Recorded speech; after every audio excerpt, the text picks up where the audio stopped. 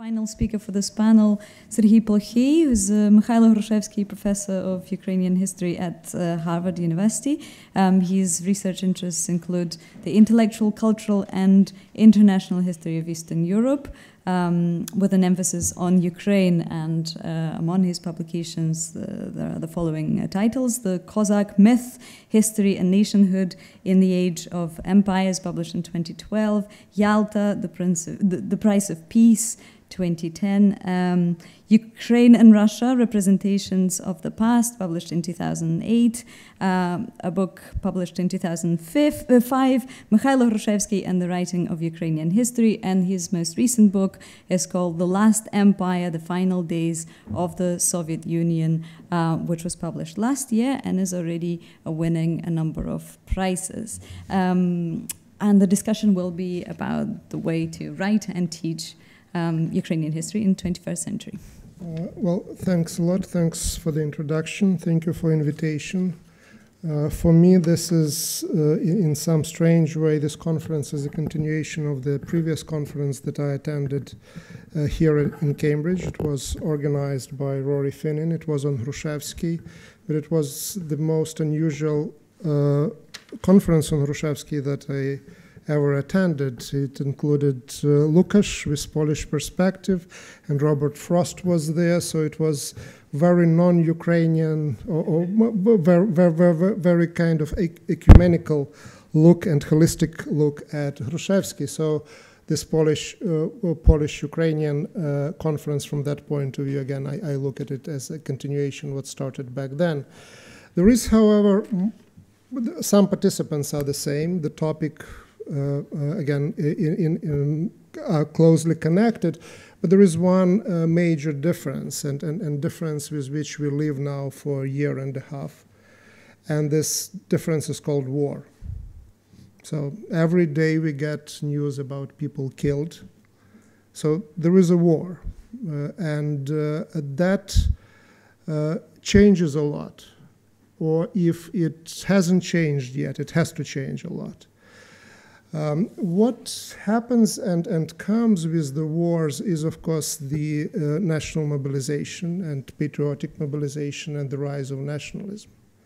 What comes with the war is, of course, othering the other and presentation other as an enemy.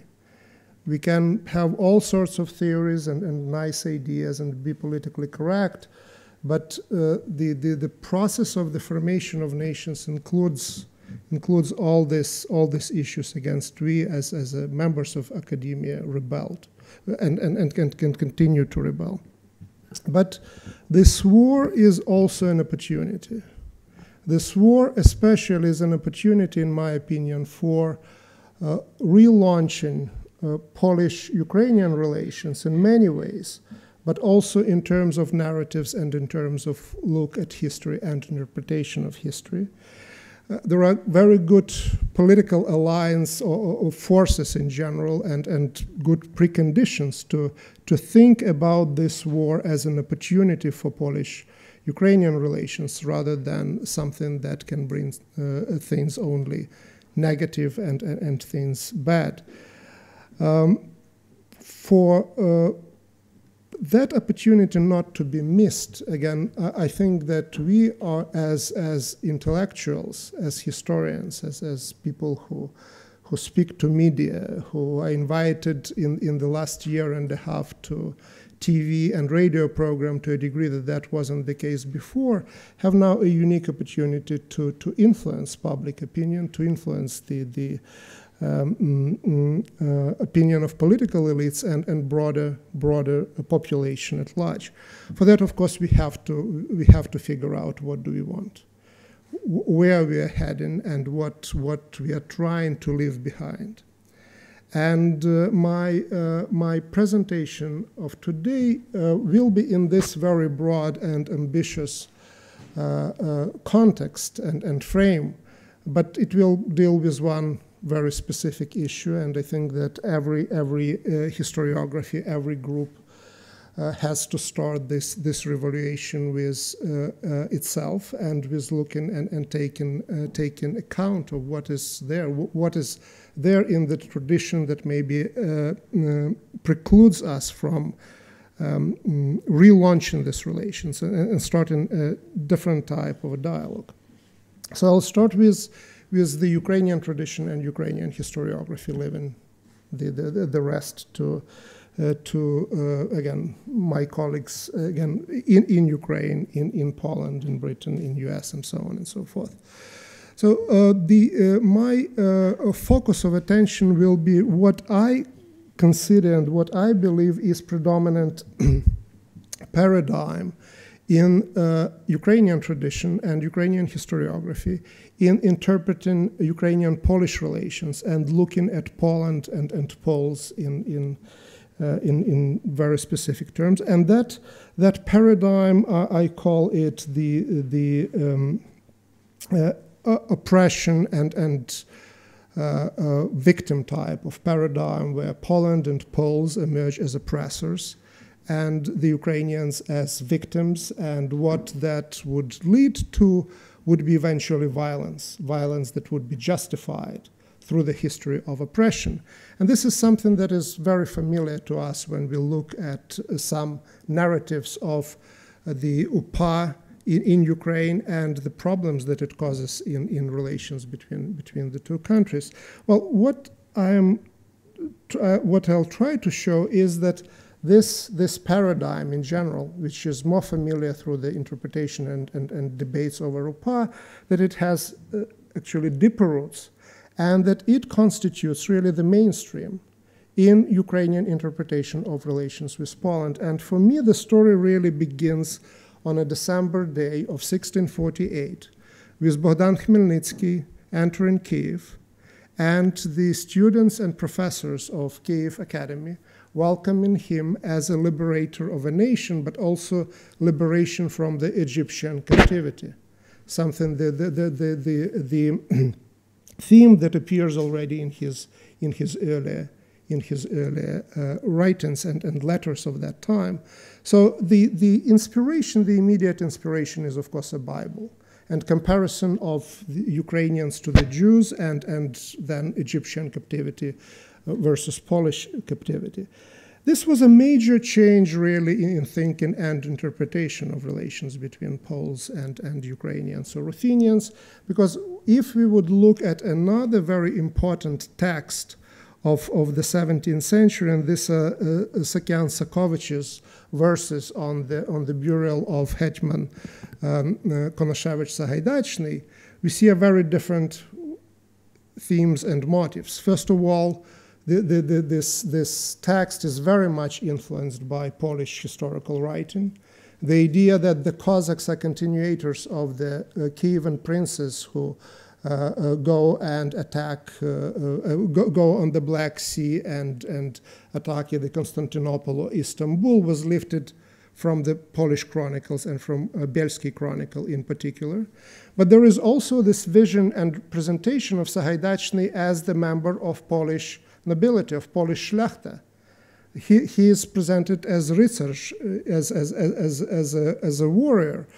And it is exactly the failure of the vision presented by Sakovich in 1620s of this incorporation of the Cossack officer stratum into the noble stratum, and in that sense into the social structure of the Commonwealth on a certain level, that in many ways responsible for Khmelnytsky revolt and also responsible for reinterpretation of what the relations are. So once integration failed, the motive of oppression and of resistance to oppression and survival and victimhood are there, and they're represented quite well. The first Cossack chronicle by the Eyewitness Chronicle that is created in the last decades of the 17th century picks up this theme of oppression, religious oppression, but also social and economic oppression. The Khmelnytsky wars become the centerpiece of Ukrainian history writing in the 17th and 18th century. And the model of oppression, victimhood, and justification of the revolt and justification of violence are really very important parts of Cossack history writing of the 18th century. There are themes, of course, of brotherhood. And there are themes of one common Poland being common mother, and then the two brothers, the Lithuanian and the Pole, turn on the younger brother, on the Rus. So there are these elements that partly are visible, certainly in the Samila Velichko chronicle that Frank was talking about, but also in Baranovich and in other writings as well. Well, with the 19th century, we see, quote unquote, the enrichment of this paradigm. And this enrichment happens, of course, with the arrival of the age of nationalism. And the first example of the continuation and bringing in ethnic elements into this interpretation would be the Historia Russov, History of the Rus, the beginning of the 19th century text, which really links the Cossack history writing with the professional historiography of the Ukrainian professional historiography of the 20th century. And what the author of History of Rus does, he brings in ethnic elements. So the people are looked at, and their actions are explained not just through their social standing or their religion, but by their ethnic origins. And if there is someone in Ukrainian history that the author of History of Rus doesn't like, that figure, that villain has to be a Pole. So from that point of view, Ivan Vyhovsky, the creator of the Union of Hadych, I'm sorry to say that, but he was perceived as negative figure and a Pole. Everything was explained, Robert, through the fact that he was a Pole, ethnic Pole, and that was it. That was the end of the discussion. The oppression was now not only religious and wasn't only social. It was also national and ethnic. And that's the most important element in history writing in Ukraine in the 19th century.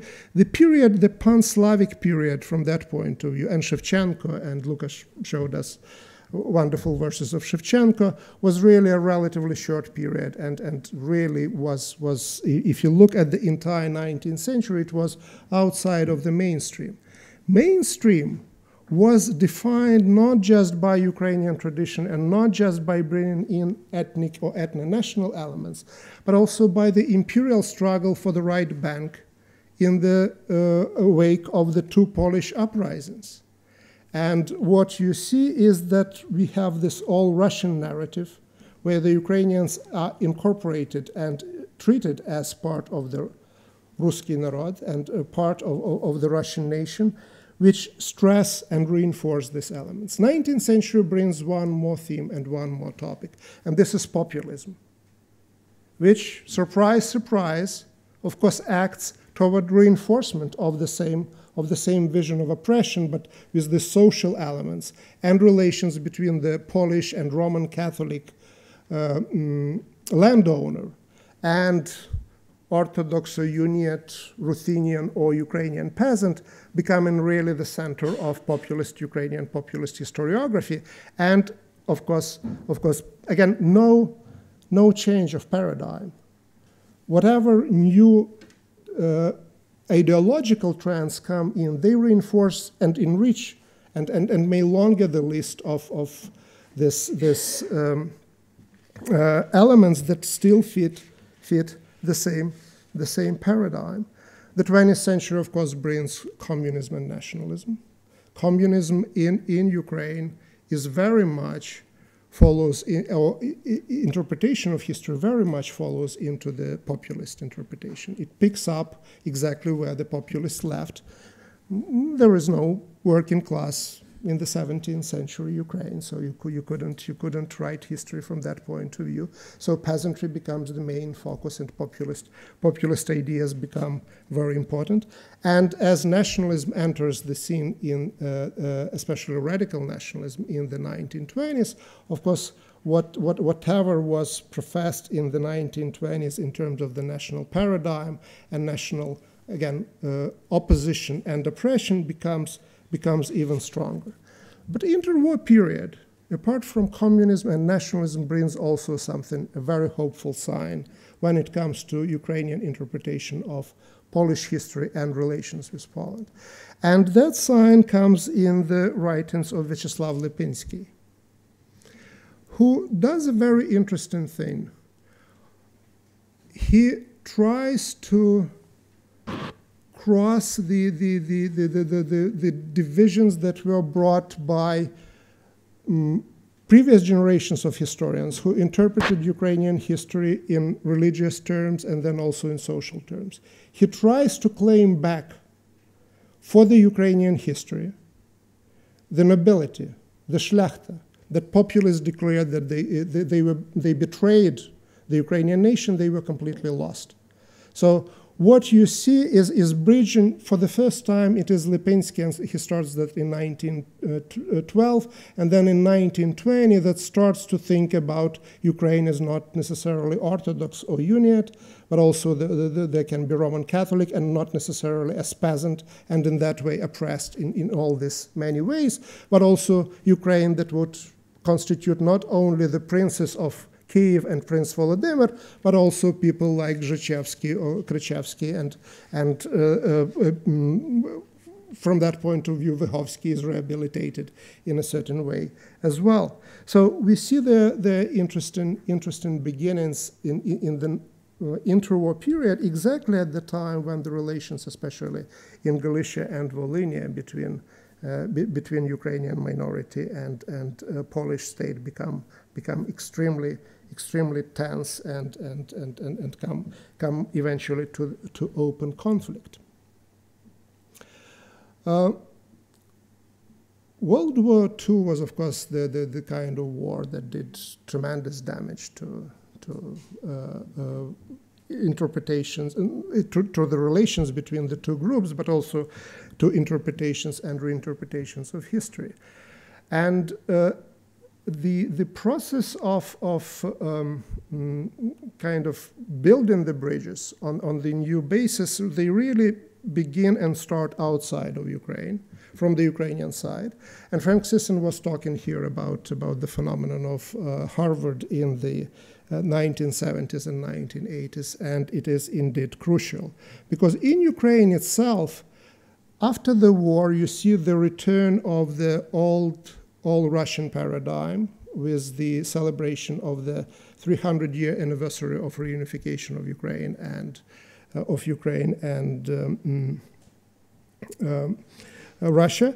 And the only bridges that were built in the realm of the 19th century, when it was the discussion was about the common struggle of Polish revolutionaries and Ukrainian revolutionaries, the 19th century and the beginning of the 20th century. But the real breakthrough was really where it occurred. It occurred outside of Ukraine and outside of Soviet bloc. So here, of course, I would like to mention the work of Igor Shevchenko, who overcomes the old paradigms by using methods of cultural history.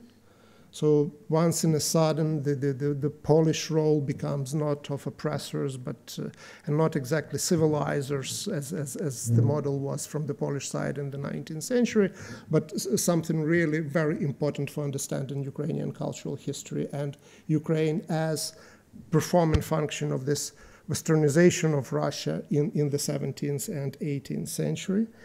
Lysiak Rudnitsky, of course, does that in realm of intellectual history, so cultural and intellectual history turn out to be very successful in that regard. And Frank can disagree with me, but judging at least by your introduction, you pick up exactly where Vyacheslav Lipinski left, and looking at the Shlachta lost.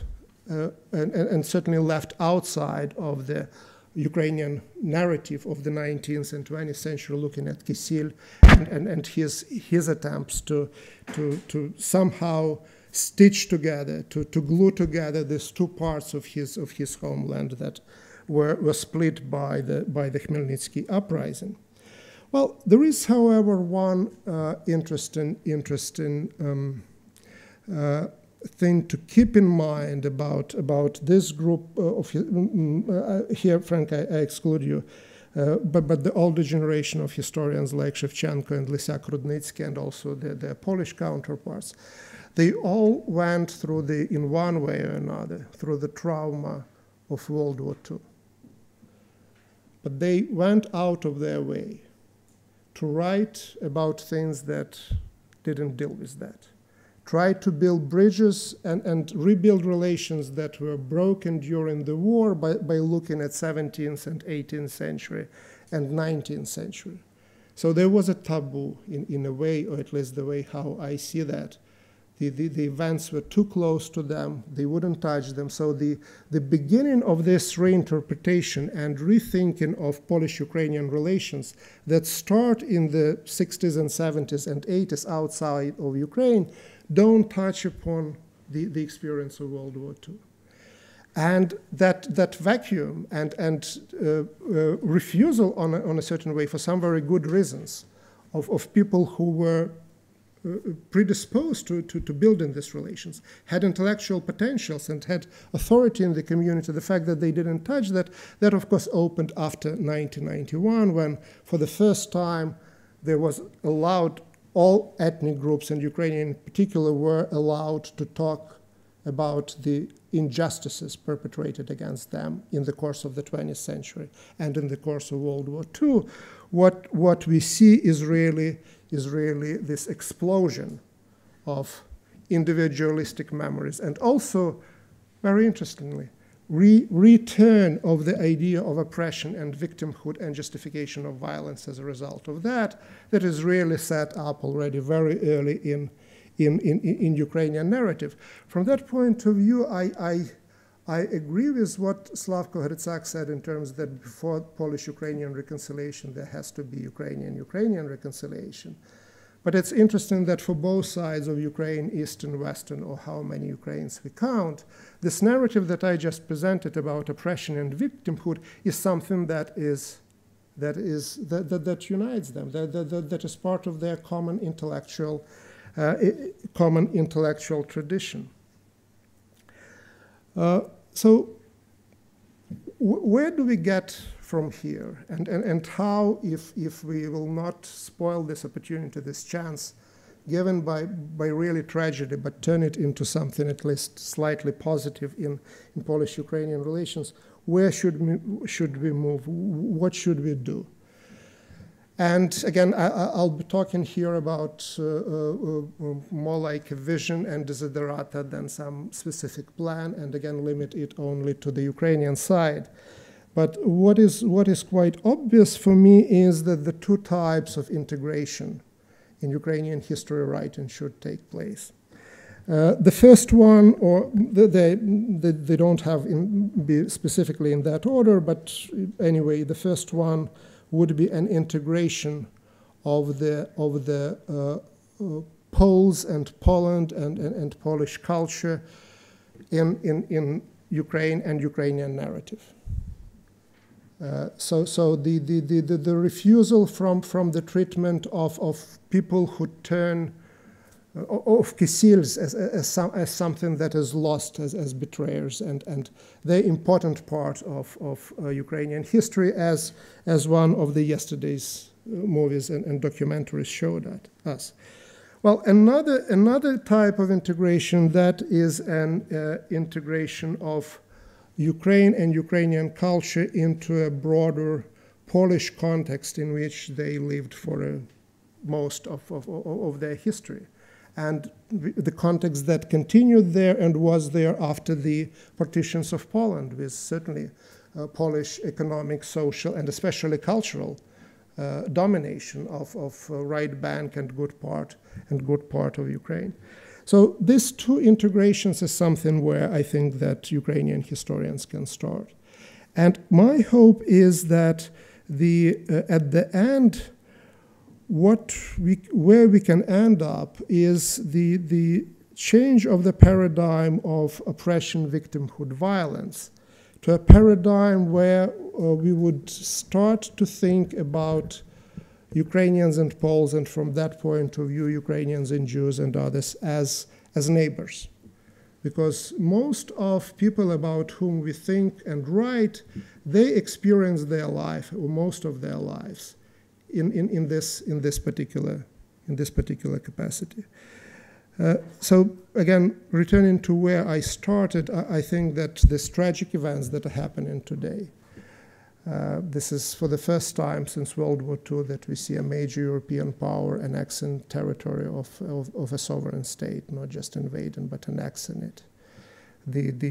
I'm afraid that the borders of Europe and Eastern Europe in particular had changed for some period of time. There is certainly change in Ukraine, major change in thinking about who they are and where they are going, and there is change in Poland as well. So there is an opportunity out there, and it's I guess our responsibility to grab it and to lead the process in the direction in which we believe is the right direction. Thank you very much for your attention.